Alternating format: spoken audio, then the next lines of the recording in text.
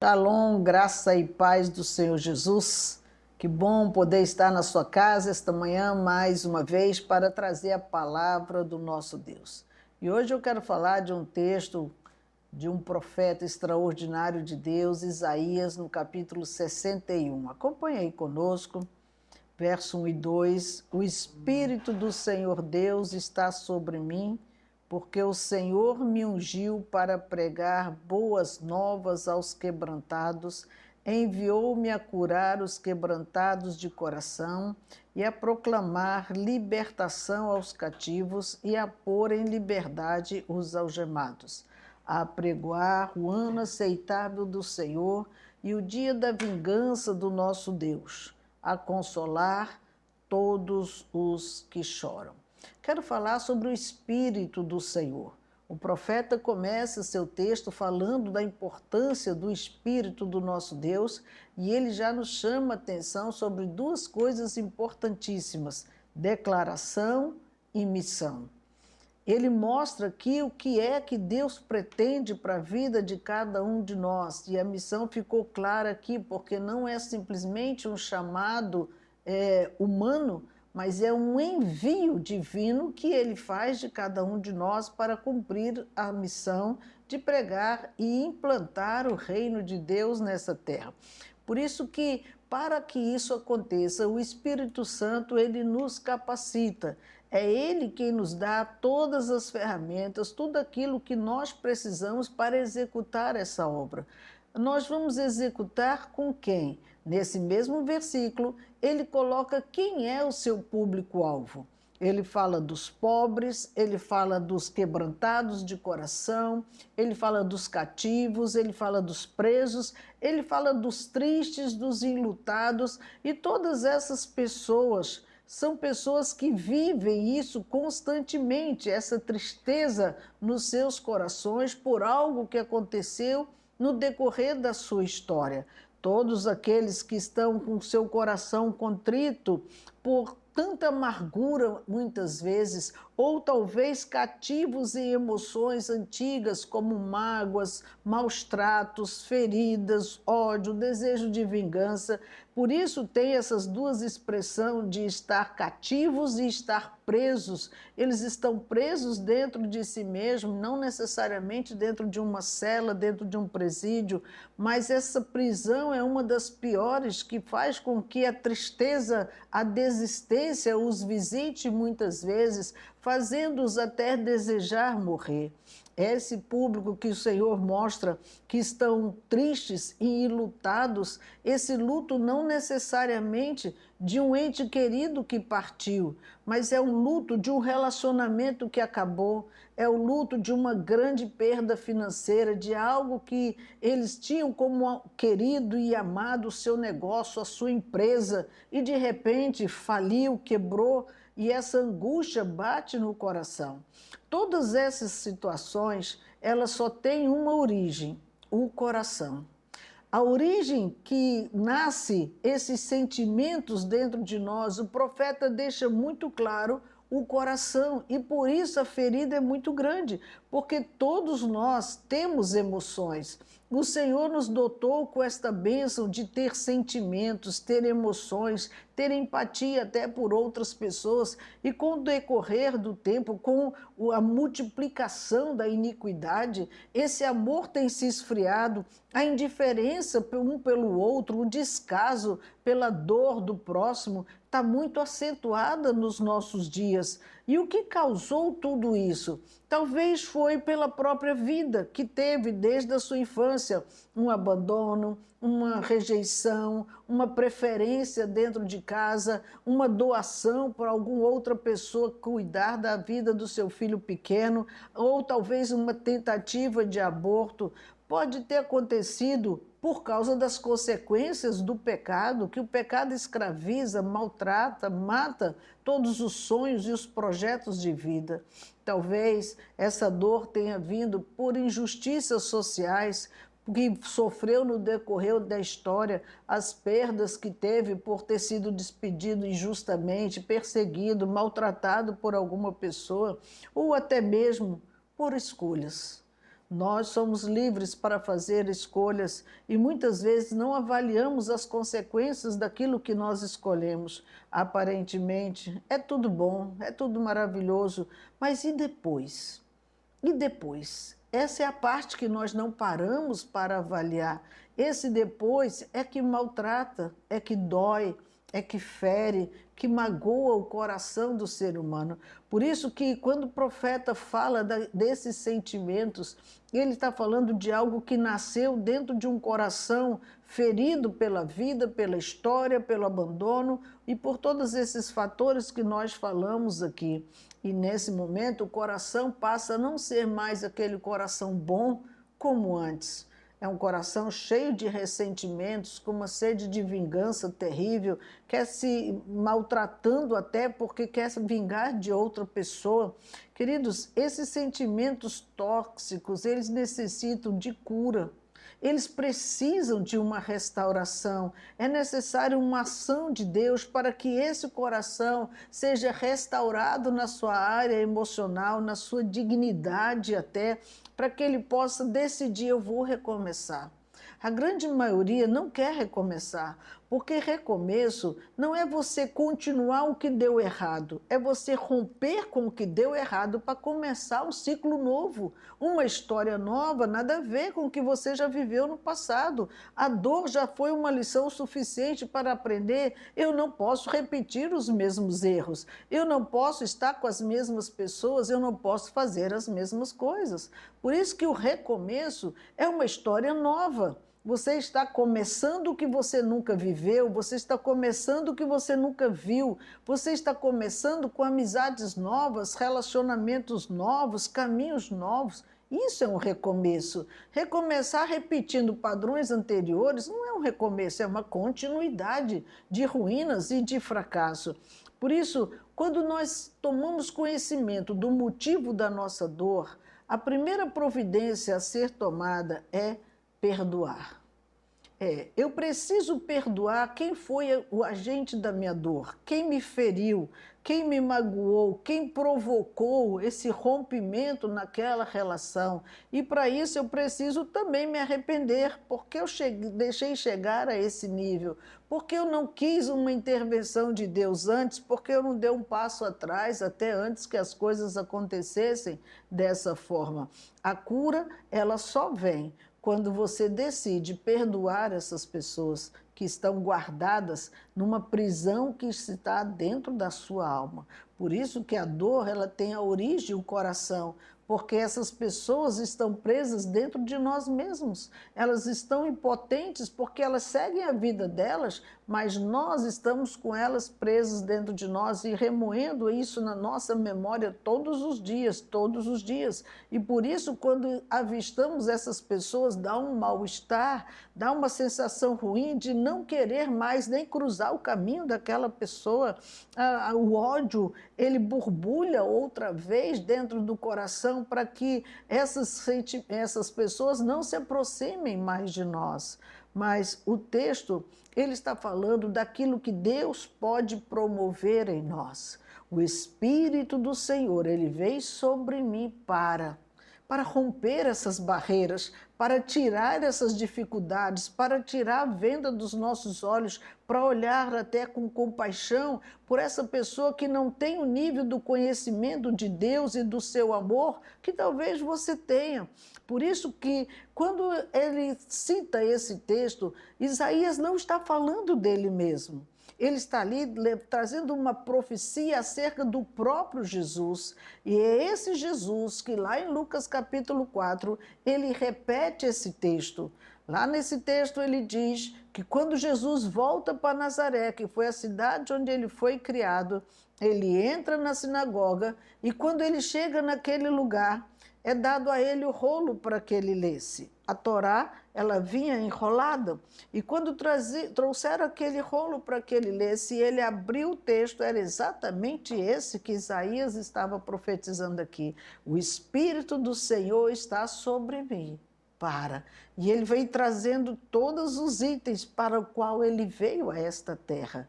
Naquela hora foi um momento que todos paralisaram, porque logo depois que ele terminou, ele fecha o rolo entrega para o escriba e ele senta na sinagoga. E quando ele senta, todos olham para o seu rosto naquele momento. Era como se eles descobrissem que algo extraordinário estava acontecendo, e realmente estava, porque o profeta se referia a esse Jesus, e é este Jesus que está nas Escrituras, que está na profecia de Isaías, é o mesmo que também está aqui hoje, que veio com a mesma finalidade, com a mesma função. Jesus disse: hoje se cumpriu a escritura que acabais de ouvir. Ele não estava dizendo assim, pronto, acabou, já li. Não, ele estava dizendo, esse texto que eu li acabou de ser cumprido. Ou seja, hoje Deus descortina diante de vocês a revelação total. Eu vim para isso. Estou aqui para trazer essa restauração em todas essas áreas que nós citamos aqui. Por isso que essa pessoa ungida pelo Espírito Santo, ele veio para promover curas e restaurações que nem um médico pode fazer, que nem uma pessoa experiente dessa terra pode fazer, que é entrar no nosso coração, na nossa realidade de vida, para mudar aquilo que somos na nossa natureza e aquilo que nós fazemos no nosso dia a dia. Ele está aqui conosco todos os dias, realizando essa mesma obra de transformação da nossa história.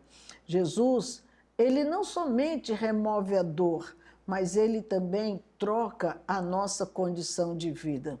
Remover a dor e nos deixar no mesmo lugar, talvez a gente volte a repetir as mesmas ações. Mas ele disse, não, eu vou tirar essa dor, mas eu vou colocar em outro lugar. Como também Paulo diz que ele nos libertou e nos tirou do império das trevas e nos transportou para o reino do Filho do seu amor.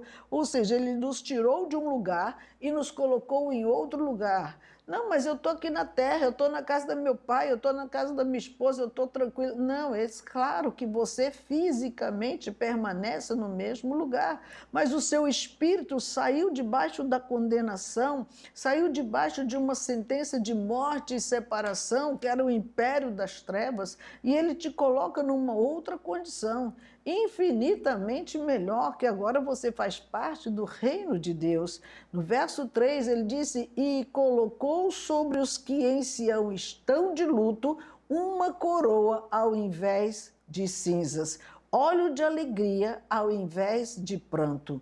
Essa fala de Isaías, ele estava dizendo, olha, a condição era choro, a condição era tristeza, a condição era perdas, pois ele veio e tirou você deste lugar e te colocou numa outra posição. Que posição era essa, querido? Essa pessoa que veio para trazer tristeza, o fim do relacionamento, as perdas, tudo isso que sofreu até aqui, hoje ele está mudando a sua posição. Hoje ele tira o solitário do luto, hoje ele tira aqueles que perderam e traz uma boa notícia. Ele traz a boa nova do Evangelho, porque Jesus se manifestou para nos tornar filhos de Deus. João 1,12 diz, mas a todos quantos o receberam, deu-lhes o poder de serem feitos filhos de Deus, a saber, os que creem no seu nome. Ora, se nós passamos a entender o que ele está realmente fazendo conosco, nós saímos de uma condição qualquer que tínhamos antes e agora fazemos parte de um reino. Querido, só um rei pode coroar o seu príncipe, o seu filho, o seu herdeiro. E Deus então está dizendo que ele colocou uma coroa ao invés de pranto, de luto. Ele agora nos tira dessa condição de estar chorando por tantos fracassos na nossa vida para nos colocar no reino do Filho do seu amor. E isso é fantástico, porque só o Rei dos Reis é quem pode mudar uma condição como essa. Só ele pode mudar o nosso status, o nosso padrão de vida, para que a gente volte a amar, volte a querer, até mesmo se relacionar com outras pessoas, a ter novas amizades, amizades mais saudáveis, amizades até mesmo que tragam alegria ao nosso coração. No verso 2, o profeta ele diz que ele veio para apregoar o ano aceitável do Senhor.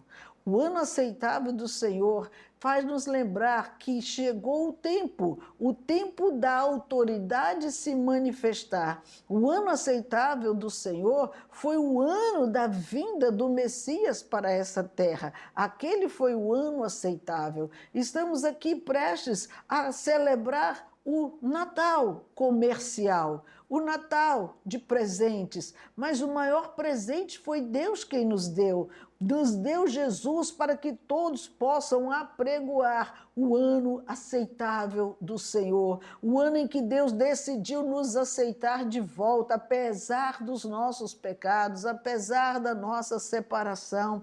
E o resultado disso, querido, é uma nova história, uma nova vida.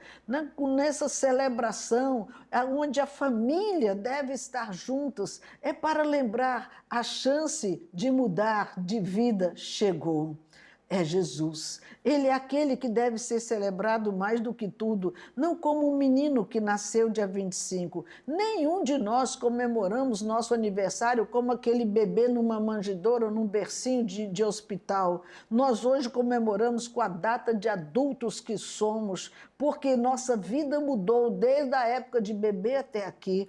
E deixa eu te falar, a vinda do ano aceitável do Senhor, a presença de Jesus nessa terra, foi para tirar aquele bebê velho que foi desprezado muitas vezes lá atrás, para dizer, eu sou aquele que posso te dar uma nova vida. Este ano você precisa abrir a sua visão para aceitar aquele que veio transformar a nossa história. Na realidade, o presenteado somos nós, pela oportunidade do perdão, pela oportunidade da transformação de vida que só Ele pode nos promover. Quantas pessoas iludidas com o reino desta terra, mas olha, cargos passam, funções passam, status, posição social, tudo isso vai passar, mas você precisa preservar algo extraordinário que se chama caráter. Não se venda. Caráter é algo que não tem valor humano que se compare, porque quando você vive debaixo de princípios e não negocia esses princípios, você está dizendo que você tem valor. E esse valor nós só temos porque Jesus nos valorizou com uma nova vida, perdoou todo o mau caratismo que tinha em nós, toda uma vida pregressa, uma vida de derrota, de fracasso, para dizer, eu estou fazendo o novo na tua história. Por isso, não despreze a novidade de vida que Ele tem para nós. Quantas pessoas têm desprezado isso, trocado por outras coisas tão vis deste mundo? Nada vale a pena. E eu preciso te alertar sobre isso, porque o ano aceitável do Senhor, Ele também nos ensina que nós precisamos dar uma pausa para tudo. Traz um alívio, traz um recomeço para dentro de nós mesmos. Nós nos confraternizamos com pessoas nessas datas, muitas vezes passou um ano pisando no outro, passando o ano perseguindo o outro, e dá um sorriso como se tudo tivesse certo, sem um conserto, sem um perdão, sem uma amizade genuína e verdadeira. Que confraternização é essa que é feita dentro das empresas quando se odeiam? Acham ruim as adversidades que tem no dia a dia, quando o patrão chama atenção, cobra alguma coisa. Queridos, precisamos aprender que um dos nossos valores de caráter chama-se obediência. Se estamos dentro de uma empresa, a regra é da empresa e nós precisamos nos submeter a cada uma delas. Só que nós não resolvemos esses problemas que são estruturais. E nós que estamos como pessoas que virou máquinas que reproduzem trabalhos, precisamos entender, nós somos gentes. Toque em você e veja, eu sou gente, eu tenho carne, eu tenho sentimentos, eu tenho desejos, sonhos, vontades, e isso precisa ser expresso. Sentimentos foram colocados dentro de nós para a gente expressar sentimento de amizade, de respeito, de honra, de amor por as pessoas que convivem conosco, seja na nossa casa, seja no trabalho, na faculdade, onde você anda, até mesmo o estranho na rua, respeite. Isso está quebrando hoje todos os princípios de Deus para que a gente possa ser pessoas como Ele desejou e sonhou desde o princípio. Você não é uma máquina de fazer trabalho todos os dias, não é uma cópia de alguém, não. Você hoje é uma pessoa única, separada e escolhida por Deus para ser chamado seu filho. Ele ama você, ele quer transformar a sua história. Por isso que o companheirismo, ele não pode parar de funcionar. Precisamos ser parceiros uns dos outros para poder estender a mão e ajudar. Eu vi uma ilustração, um fato que aconteceu numa corrida de Fórmula 1. Os carros eram os preferidos, tinham os dois que estavam disputando a primeira posição e estavam muito próximos um ao outro. E quando ele parou no pit stop para trocar o pneu, o segundo colocado, ele não esperou eles apertarem as rodas. E o carro partiu e a roda foi junto. E como ele estava muito próximo ainda do pit stop, ele estava perto da parada do adversário. E ele encostou ali e todos os rapazes que trabalhavam naquela outra companhia, mesmo sendo de um concorrente dele, eles foram lá, colocaram a roda, parafusaram o cara e devolveram ele para a corrida. Isso é companheirismo. Nós não podemos permitir que a competição nos destrua. Ou vamos deixar ele fora mesmo porque agora a competição está tranquila para o primeiro lugar. Não, vamos deixar que eles vejam quem é o melhor. Põe no páreo, vamos ver. Ali é a hora de saber quem é o melhor, com maior habilidade, melhor na velocidade, melhor nas ultrapassagens, e não por causa de um vacilo tirá-lo da prova. Quantas pessoas agem assim, querem ver o seu concorrente morrendo, se acabando, ao invés de estender a mão, não, vamos junto, vamos ver lá na final, a gente vê quem é o melhor, porque não é o caso de destruir um ao outro. A humanidade está se autodestruindo e destruindo o próximo. Precisamos ter esse amor, essa empatia por pessoas. Queridos, quando nós vemos isso, nós reconhecemos o esforço de Deus em enviar seu Filho Jesus para poder mudar essa natureza tão má que se instalou dentro do coração do homem. Nós olhamos para a palavra de Deus, ele diz nesse versículo 4, edificarão ruínas antigas.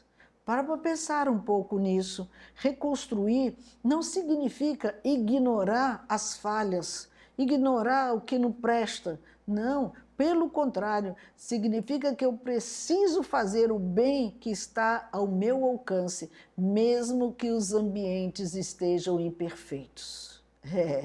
Eu preciso fazer algo para mudar aquela situação. Edificar em ruínas não é uma tarefa fácil.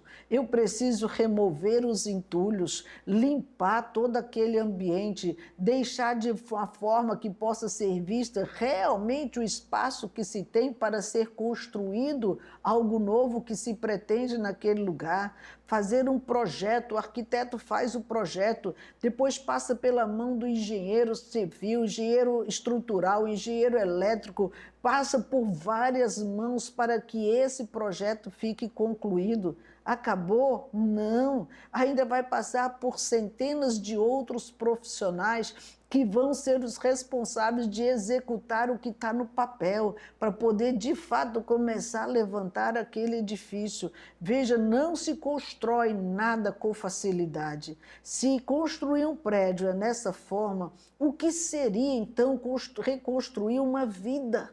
Está cheio de escombros, está cheio de ruínas dentro de si, precisa agora remover esses escombros de dores, de feridas, de ódio talvez, por tudo que viveu até aqui, limpar aquilo pelo perdão e começar a trazer o novo. O que a Bíblia fala de novo para esses corações? O recomeço vem pela palavra que vai limpando todo o nosso interior e vai construindo uma nova história, novos valores, novos princípios, novos procedimentos, novas amizades, novos caminhos. tudo se faz novo, diz a palavra de Deus. E é tremendo quando você reconhece isso, porque reconstruir uma vida arruinada dá muito trabalho. E não é trabalho de um discipulador apenas, é uma equipe de pessoas. O pastor ajuda, o líder ajuda, a família ajuda, os irmãos da igreja. Nós damos a mão e começamos um processo tremendo de reconstrução, porque a pessoa está que não sabe mais nem para que rumo vai, não tem mais amigos, desprezado talvez pela família, cheio de pensamentos ruins acerca do seu próprio futuro, e é a hora da igreja dizer: venha, esta é a casa do Senhor, esta é a família que o Senhor separou para te acolher, para estar com você e despertar em você o mesmo sentimento por outras pessoas que você vai encontrar para fazer a mesma coisa. Às vezes nós achamos que não tem mais jeito, desiste. Não dá mais, a gente já fez de tudo com essa pessoa. Você já parou para pensar na sua própria história? Se o Senhor desistisse de você e deixasse você exatamente como você estava, aonde estava, vivendo como estava, como seria para você hoje ouvir isso? Deixa lá, não dá para fazer mais nada. Ele não quer mudar de vida, é escolhas, ele fez a escolha deles. Por isso ele diz nesse versículo 6, vós sereis chamados sacerdotes do Senhor. Ele não estava dizendo aqui que nós seríamos sacerdotes de ofício. Ele estava querendo dizer aqui, exerça como se fosse alguém que estava disponível para cuidar de outra pessoa, para mudar a realidade de outra pessoa. Aqueles que foram envergonhados, trabalhe para que eles sejam honrados. Aqueles que foram excluídos, trabalhe para que sejam eleitos. O Senhor nos elegeu para ser sacerdotes santos, puros, uma nação escolhida por Deus. Aqueles que tiveram perdas, Deus preparou dupla honra. E isso precisamos promover na vida dessas pessoas. Por isso, deixa eu deixar uma frase com você nesta manhã. Deus não devolve apenas o que foi perdido, mas Ele redime a sua história. O que Ele quer hoje, não só te devolver infinitamente melhor do que você tinha antes, mas Ele vai fazer uma história nova para que você entenda o tamanho do amor que Ele tem pela sua vida. Pare para pensar. Não vire esse Natal como se fosse uma noite para comer, beber e dormir, não. É uma noite para você refletir. Ele veio para me dar essa nova vida. Ele já veio para que eu viva um novo de Deus nessa terra. E Ele vai voltar. Ele é justiça, só que Ele não vem como agora. Agora Ele vem para nos julgar, para levar aqueles que são seus. Que você seja encontrado entre os eleitos de Deus, para que Jesus o leve também com Ele. Deus abençoe, Feliz Natal a todos vocês.